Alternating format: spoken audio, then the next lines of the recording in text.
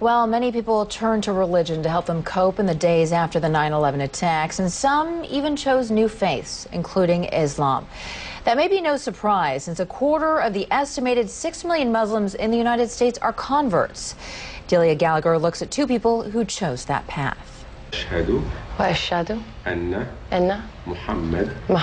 Allison Poole says this phrase 3 times in Arabic and then in English. There is no God but God. And I bear witness that Muhammad is the messenger of God. Is the messenger of God. And her conversion ceremony is complete. She's now a Muslim.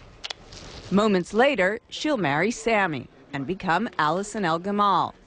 But Allison, who was raised a Southern Baptist in North Carolina, says faith, not marriage, made her want to become a Muslim. I think for a long time I've been looking for something. There's been like a piece missing. Always one little thing that maybe wasn't right. At a ceremony marking the Muslim holy month of Ramadan, she explained why Islam appeals to her.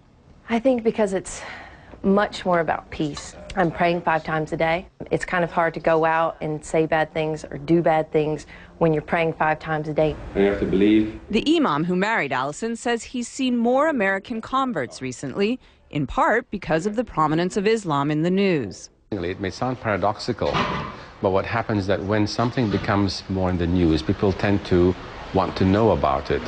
Allison says she was already on a spiritual quest when she began to hear a lot about Islam post 9/11.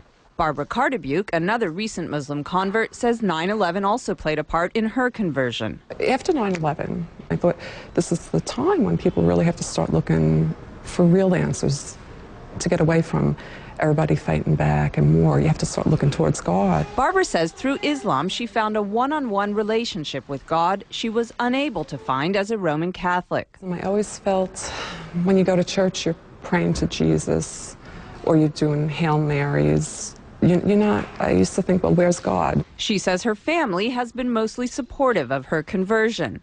Allison says her family is completely behind her decision, but occasionally she's reminded that not everyone is. I was walking around down near the World Trade Center, and this woman walked by, and she said, "I want to just go bomb those Muslim bastards." And I heard her say it, and it really struck me, because I was like, you know what, that's me. This is something that's brought me a peace that I've never known. And it's still so misunderstood. It's a choice she's proud of and says she'll keep for life. Delia Gallagher, CNN, New York.